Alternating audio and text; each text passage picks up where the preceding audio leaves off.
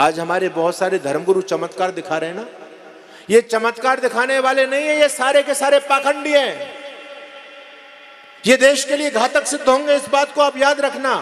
पाखंडी लोग समाज को ठग रहे हैं, तंत्र के नाम से, यंत्र के नाम से, वास्तुशास्त्र के नाम से, ज्योतिष के नाम से, भूत प्रेत जिन्न पिशाच के नाम से, शनि राहु केतु के नाम से इस हिंदू कौन की जो है ना दम निकाल दिए लोगों ने। इतना इसको भीरू बना दिया है। ये दुनिया में हिंदू ऐसी जाति है जो सबसे डरती है, दिनों से डरती है, दिशाओं से डरती है, वारों से डरती है, नक्षत्रों से डरती है, ग्रहों से डरती है, राशियों से डरती है। और उस दिन ये सामान नहीं खरीदना, उस दिन लोहा नहीं खरीदना है, उस दिन जाकर के नाई पर बाल नहीं बनवा लेने, उस दिन दक्षिण दिशा की तरफ नहीं जाना, उस दिन इस कलर के कपड़े नहीं पहन लेने, उस दिन ये चीज नहीं खा लेनी। क्या हमारी बुद्धि का दिवाला निकला हुआ, कहां जा रहे हैं? आज की सदी में विदेशी लोग ग्रहों पर चले गए और हमारे यहां भारत में हम पर ग्रह चढ़े पड़े। कोई कहता जी मेरे ऊपर मंगल का साया हो गया, मेरे ऊपर शनि महाराज चढ़ गया। अरे शनि चढ़ेगा तेरा कचूमर निकल जाएगा, शनि चढ़ जाएगा और तू जीवित रह जाएगा। क्या ड्रामा चल रहा है धर्म के नाम पर? दुकानें लोगों ने खोली हुई हैं, कोई सोचने के लिए तैयार नहीं है, समझने के लिए क्यों तैयार नहीं। इस हिंदू कौम के लगभग 10-15 साल में भगवान बदल जाते हैं। आप बताओ मुझे, पहले जितने हमारे पुराने भगवान थे क्या आज उनकी पूजा हो रही है? पहले ब्रह्मा जी की पूजा होती थी, विष्णु जी की पूजा होती थी, कृष्ण जी की पूजा होती थी, राम की पूजा होती थी। आजकल साईं राम पूजे जा रहे हैं, शनि पूजे जा रहे हैं। आज से 20-25 साल पहले कोई शनि को जानता था क्या? बताओ, कोई साईं बाबा को जानता था क्या?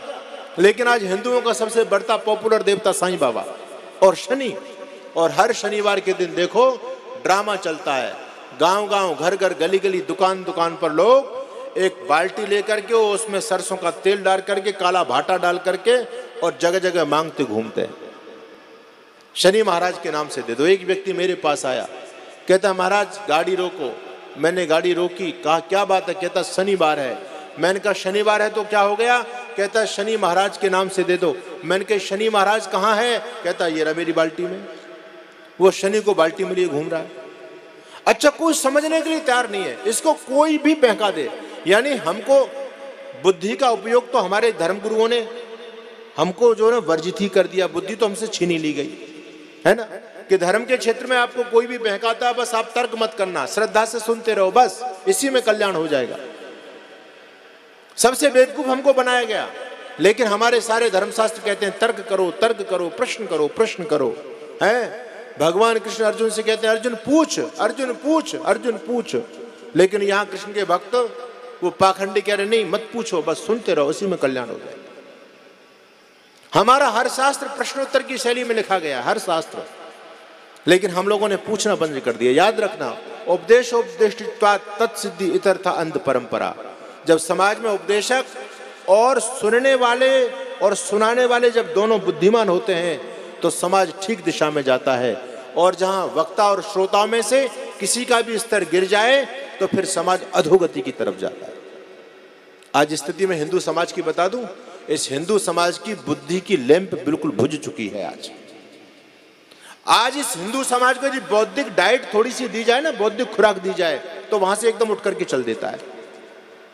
केवल नाच नचा लो। कल हमने देखा, वहां हम गांव के अंदर गए कार्यक्रम देने के लिए, आ रहे थे तो गरबा चल रहा था, गरबा है, और उसमें लड़की और लड़के आपस में वो डंडी बजा बजा के नाच रहे थे। शर्म नहीं आ रही इन बेशर्मों को? संस्कृति का सत्यानाश कर दिया पूरी तरह से। ये कहां की संस्कृति? लड़के लड़की आपस में नाच रहे हैं। अरे नाचना नहीं है, आप समझ रहे क्या दुष्परिणाम समाज में आने वाले? कोई किसी के साथ भगेगी, कोई किसी को लेकर के भगेगा, फिर पकड़ते रहना, पुलिस के चक्कर काटते रहना जी मेरी लड़की चली गई। अरे तुम खुद उनको जो है ना विनाश की तरफ धकेल रहे हो। हमको केवल मनोरंजन चाहिए। धर्म के सारे पंडाल हमारे मनोरंजन के केंद्र बन चुके हैं। बस कथाएं हो रही हैं, उन कथाओं में केवल मनोरंजन है और कुछ भी बौद्धिक विषय कुछ भी नहीं दिया जा रहा है। बस राधे राधे राधे राधे राधे राधे बोलो चले आएंगे बिहारी, राधे राधे बोलो चले। अभी मैं मोबाइल देख रहा था तो एक व्यास महाराज, बड़े व्यास महाराज है, वो कथा कर रहे हैं और कृष्ण के बारे में बोलते कजरा रे तेरे मोटे मोटे नैना। क्या हो रहा है इन नैनों से भाई? यही तुम्हारी भक्ति है क्या? व्यर्थ में लोगों का समय, धन, संपत्ति सब कुछ बर्बाद की जा रही है।